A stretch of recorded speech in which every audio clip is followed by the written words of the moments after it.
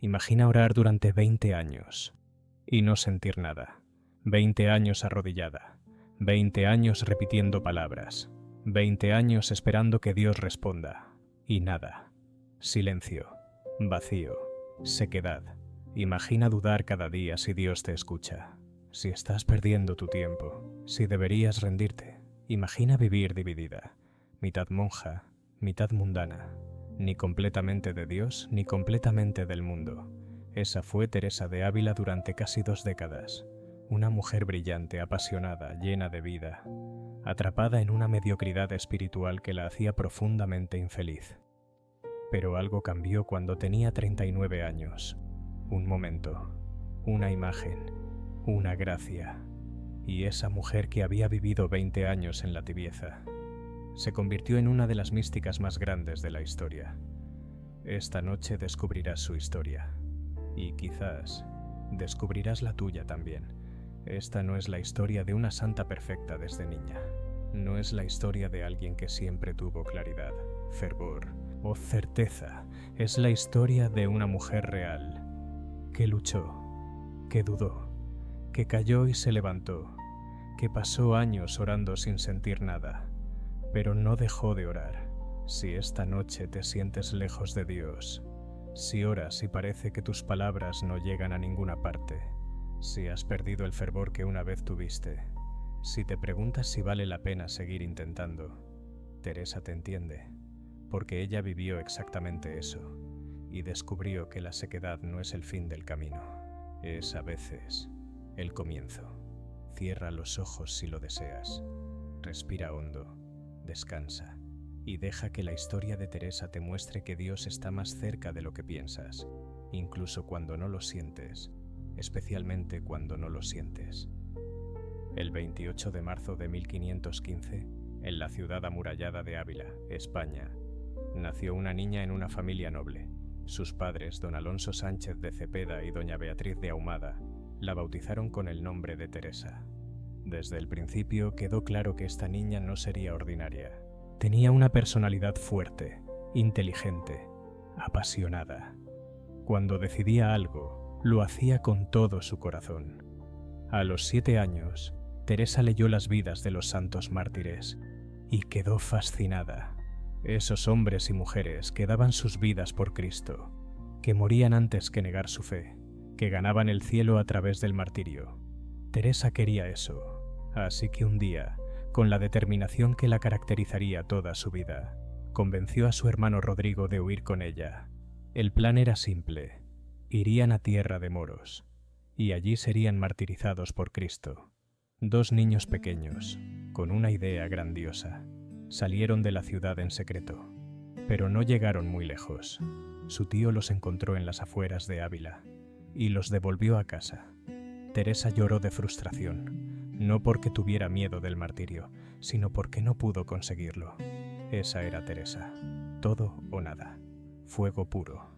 Cuando Teresa tenía 14 años, su madre murió. Doña Beatriz había sido su refugio, su guía, su consuelo. Y de repente, ya no estaba. Teresa quedó devastada. El dolor era tan profundo que sentía que su mundo se derrumbaba. Corrió a la capilla de su casa. Allí había una imagen de la Virgen María, y Teresa, llorando, cayó de rodillas. Le suplicó a María que fuera su madre desde ese momento, que llenara el vacío que había dejado doña Beatriz, que no la abandonara. Y María escuchó su oración. Desde ese día, Teresa sintió una protección maternal especial de la Madre de Dios, una presencia que la acompañaría durante toda su vida, que sería fundamental en su camino místico hacia Dios. María se convirtió en su madre, su maestra, su intercesora, y nunca la dejó sola. Pero la adolescencia de Teresa no fue de santidad, fue de confusión. Comenzó a preocuparse por su apariencia. Le gustaba vestirse bien, usar perfumes, cuidar su cabello. Leía novelas de caballería, esas historias románticas y aventureras que eran muy populares en la época. Se entretenía con conversaciones vanas, con amistades superficiales. No era que hiciera cosas terriblemente malas, pero su corazón estaba dividido. Una parte quería a Dios, recordaba su deseo de ser mártir. Otra parte quería el mundo, los placeres, la diversión. Y esa división la hacía infeliz. Su padre, don Alonso, se preocupó. Veía cómo su hija se estaba volviendo mundana, cómo estaba perdiendo el fervor espiritual que había tenido de niña. Así que tomó una decisión. La envió a un convento de monjas agustinas, no para que se hiciera monja, sino para que recibiera una educación apropiada, para que se alejara de las malas influencias. En el convento, Teresa comenzó a cambiar. La vida ordenada, la oración regular, el silencio. Todo eso tocaba algo profundo en su alma. Comenzó a considerar seriamente la vida religiosa, pero también luchaba contra esa idea, porque Teresa amaba la vida, amaba la alegría, amaba las relaciones humanas, y pensaba que ser monja significaba renunciar a todo eso. Pensaba que sería una vida triste, aburrida, sin amor. No entendía todavía que la vida religiosa no es renuncia a la alegría, sino renuncia a los placeres menores para encontrar la alegría mayor. Mientras luchaba con estas preguntas, enfermó gravemente. Tuvo que regresar a casa para recuperarse.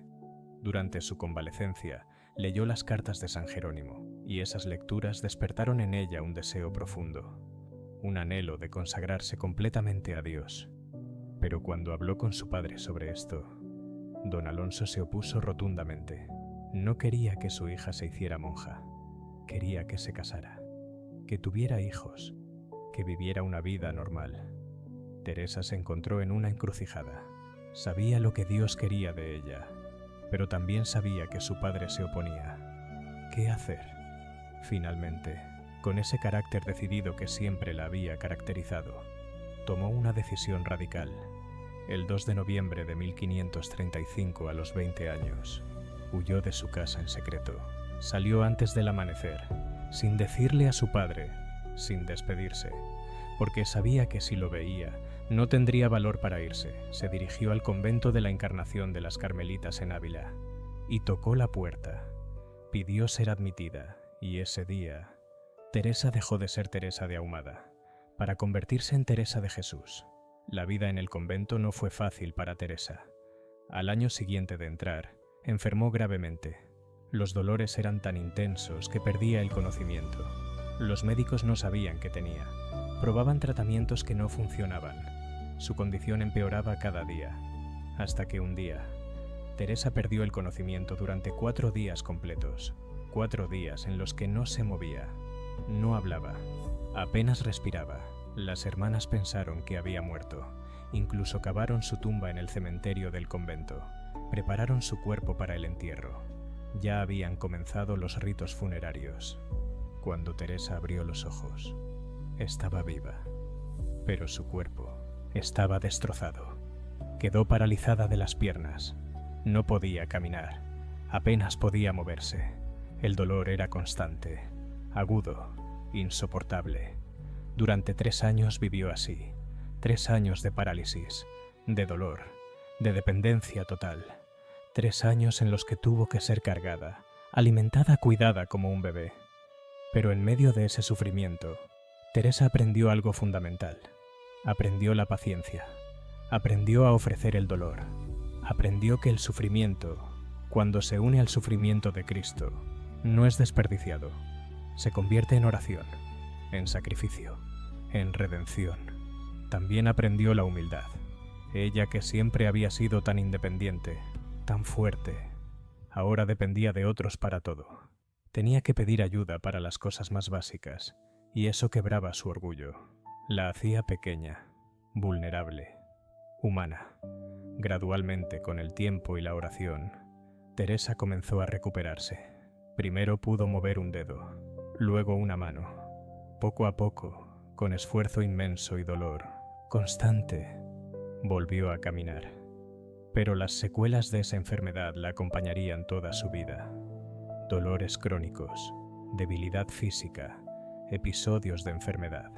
Sin embargo, Teresa diría después que esos 3 años de parálisis fueron un regalo de Dios porque la prepararon para lo que vendría. Después de su recuperación, Teresa cayó en algo que ella misma describiría después como peor que la enfermedad: la tibieza espiritual. Durante casi 20 años, Teresa vivió dividida. Era monja, cumplía sus deberes, asistía a los rezos del coro, pero su corazón no estaba completamente en ello. Oraba, pero sin profundidad. Su mente vagaba durante la oración. Pensaba en otras cosas, en conversaciones que había tenido, en preocupaciones mundanas. Pasaba mucho tiempo en el locutorio del convento, recibiendo visitas, conversando sobre trivialidades. Tenía muchas amistades, algunas santas, otras no tanto, y esas amistades la distraían de Dios. Teresa misma lo confesaría después con total honestidad. Pasé casi 20 años en este mar tempestuoso, cayendo y levantándome, pero levantándome mal, pues volvía a caer. No cometía pecados graves, pero vivía en una mediocridad espiritual que la hacía profundamente infeliz. Era como estar en un limbo, ni completamente de Dios, ni completamente del mundo, y eso es un lugar terrible para vivir. Durante esos años, Teresa oraba, pero su oración era seca, árida, sin consuelo. No sentía nada cuando oraba, no experimentaba la presencia de Dios, no recibía consolaciones espirituales. Era como hablar a una pared, como gritar en un vacío y no recibir respuesta. Muchas veces pensaba en abandonar la oración. Se decía a sí misma: ¿para qué? Si no siento nada, si parece que Dios no me escucha. Pero algo en ella no la dejaba renunciar completamente. Quizás era la gracia de Dios sosteniéndola. Quizás era un resto de ese fuego que había tenido de niña. Quizás era María, su Madre Celestial, intercediendo por ella. Pero aunque no sentía nada, aunque le costaba un esfuerzo inmenso, aunque habría preferido hacer cualquier otra cosa, seguía orando. No todos los días, no con fervor, pero no abandonaba completamente, y eso sin que ella lo supiera. La estaba preparando. Lo peor de esos años no era la sequedad, era la división interior. Teresa se sentía como una hipócrita. Por un lado, sabía que Dios la llamaba a más, sabía que debía entregarse completamente, pero por otro lado, se aferraba a las cosas del mundo, a las conversaciones placenteras, a las amistades mundanas, a los pequeños placeres, y esa división la atormentaba. Se sentía falsa cuando oraba, se sentía culpable cuando se divertía. No tenía paz en ningún lugar. Ella misma lo describiría así: era una de las vidas más penosas que se puede imaginar, porque ni yo gozaba de Dios ni me hartaba del mundo. Esa es una frase que deberíamos memorizar, porque describe la vida de muchos cristianos hoy. Ni gozamos completamente de Dios, ni nos hartamos completamente del mundo. Vivimos a medias, divididos, miserables. Y eso es exactamente lo que el enemigo quiere, porque sabe que un alma dividida es un alma débil. Teresa intentaba cambiar, de verdad lo intentaba. Hacía propósitos. Desde mañana seré mejor, seré más ferviente, pero al día siguiente volvía a lo mismo, las mismas conversaciones, las mismas distracciones, la misma tibieza. Era como estar atrapada en un ciclo, caer, levantarse, prometer cambiar, volver a caer.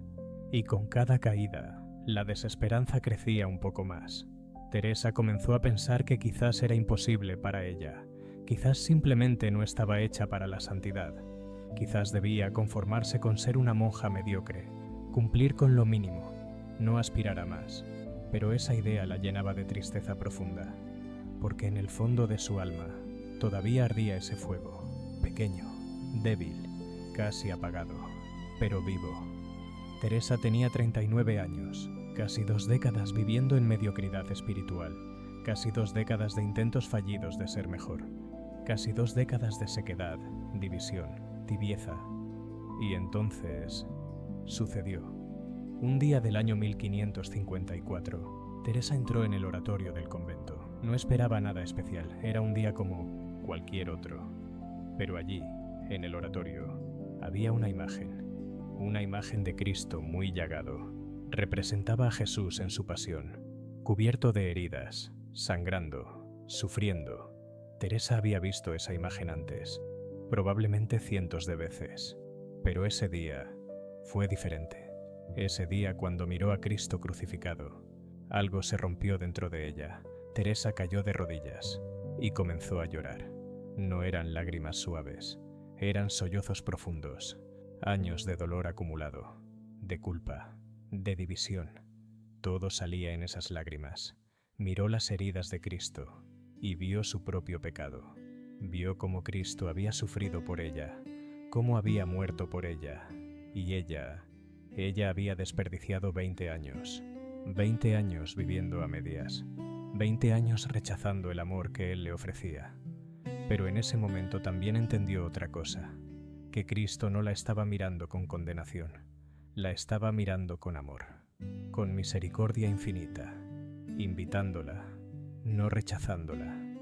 Teresa le habló, le suplicó, le pidió perdón por todos esos años de tibieza, le prometió que desde ese momento se entregaría completamente, sin reservas, sin medias tintas, todo o nada. Desde ese día, algo cambió en Teresa. No fue un cambio gradual, fue radical, inmediato, definitivo. Decidió que no volvería a vivir dividida, que sería completamente de Dios o de nada. Cortó las amistades que la alejaban de Dios. Dejó de pasar tiempo en conversaciones vanas. Se dedicó a la oración con una intensidad que nunca había tenido. No porque sintiera consuelos, no porque recibiera experiencias místicas, sino porque había decidido que lo haría, sintiera o no sintiera, recibiera o no recibiera.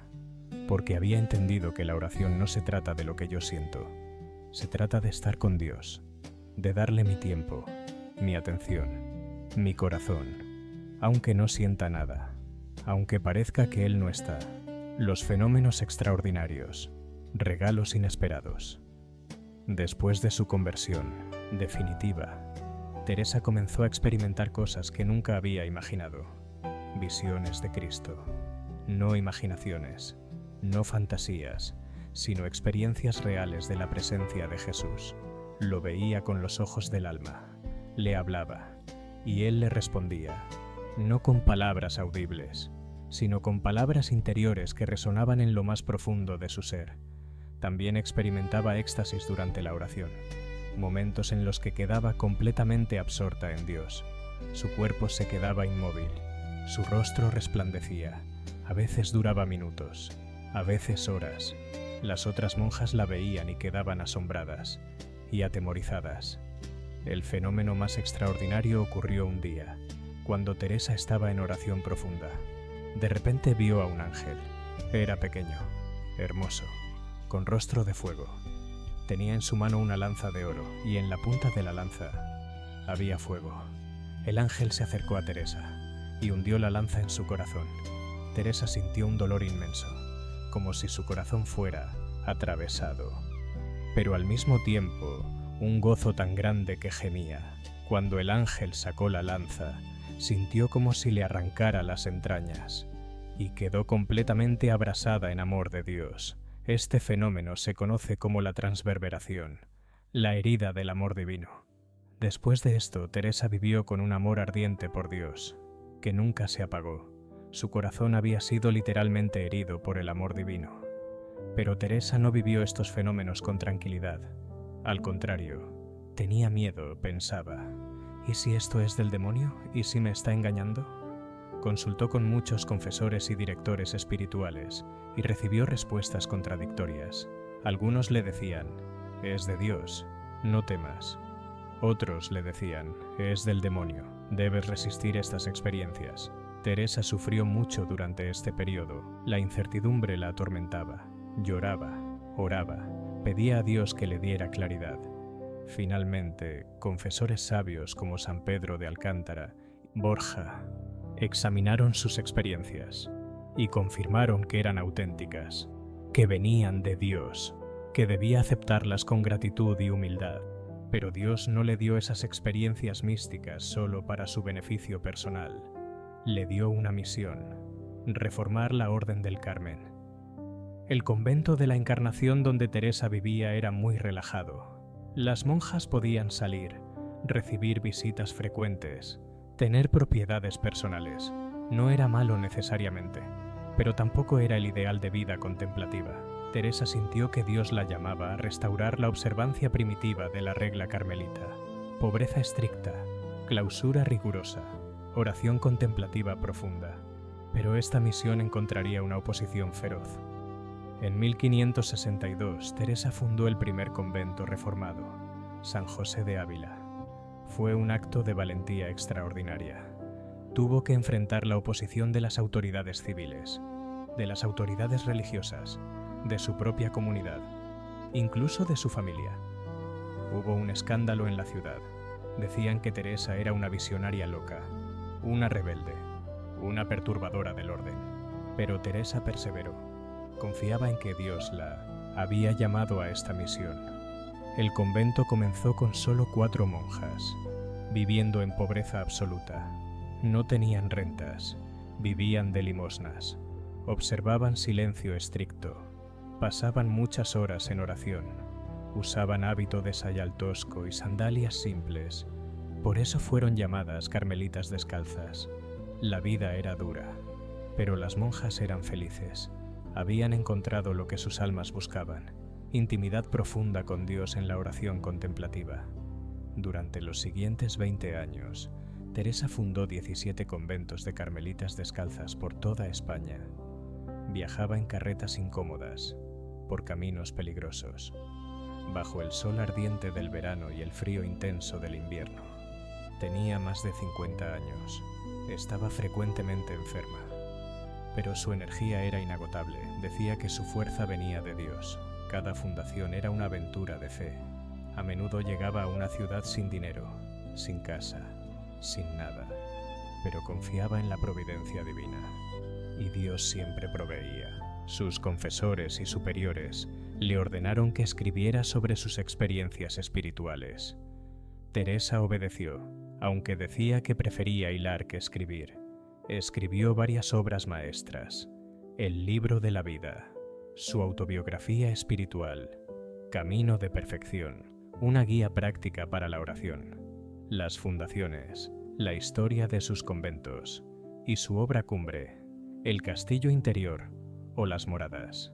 Teresa escribió El castillo interior en 1577. Tenía 62 años. Lo escribió en solo 2 meses, en medio de sus viajes y fundaciones, a pesar de estar enferma. La imagen central es el alma como un castillo de diamante, con 7 moradas. En el centro del castillo, en la 7ª morada, habita Dios. El viaje espiritual consiste en avanzar desde las moradas exteriores hacia el centro, donde se produce la unión perfecta con Dios. Esta obra es considerada una de las más importantes de la mística cristiana de todos los tiempos. Después de fundar su último convento, tenía 67 años. Sus últimas palabras fueron: «Al fin muero, hija de la Iglesia». Había vivido una vida extraordinaria, de santidad, de misticismo profundo, de trabajo apostólico incansable. Su cuerpo fue encontrado incorrupto 9 meses después de su muerte, exhalando un perfume celestial. Santa Teresa fue beatificada en 1614, canonizada en 1622. En 1970, el Papa Pablo VI la declaró doctora de la Iglesia. La primera mujer en recibir este título junto con Santa Catalina de Siena. Sus escritos han sido leídos por millones durante más de 400 años. Ahora, querido amigo, ¿qué podemos aprender de Teresa? Primero, que la sequedad espiritual no significa que Dios te haya abandonado. Teresa oró 20 años sin sentir nada, pero Dios estaba allí, trabajando en lo profundo, preparándola. Si tú estás en sequedad ahora, no abandones la oración, sigue adelante, aunque no sientas nada, porque Dios está más cerca de lo que piensas. Segundo, que nadie es demasiado tibio para ser transformado. Teresa vivió 20 años en mediocridad espiritual, pero cuando finalmente se entregó, Dios la transformó en una de las santas más grandes. Si tú te sientes tibio, si sientes que has desperdiciado años, no es tarde. Nunca es tarde para volver a Dios completamente. Tercero, que la conversión es una decisión radical. Teresa no cambió gradualmente, cambió de golpe. Decidió: No más divisiones, todo para Dios. Y esa decisión lo cambió todo. Quizás tú necesitas tomar esa decisión también. Dejar de vivir a medias, dejar de tener un pie en Dios y otro en el mundo, y entregarte completamente. Cuarto, que Dios usa nuestro sufrimiento. La enfermedad de Teresa, su parálisis, sus años de sequedad. Nada fue desperdiciado, todo la preparó para su misión. Si estás sufriendo ahora, ofrécelo, únelo a la cruz de Cristo y confía que Dios lo está usando. Quinto, que la contemplación lleva a la acción. Teresa, en la cumbre de su vida mística, era la mujer más activa de España. Fundaba, viajaba, escribía, organizaba. Su unión con Dios no la alejó del mundo. La capacitó para servirlo mejor. Antes de despedirnos, quiero invitarte a algo muy sencillo. Si deseas seguir descansando en paz, aquí en el canal tienes otro relato esperándote. Otra historia suave. Otra vida de fe, como la de Santa Josefina Bakhita, para acompañarte un poco más esta noche. Gracias por compartir este momento. Que Santa Teresa interceda por ti, que su valentía te inspire, que su perseverancia en la sequedad te anime, que su entrega total te desafíe, y que Dios te conceda una noche tranquila y un descanso lleno de paz. En el nombre del Padre, del Hijo y del Espíritu Santo. Amén.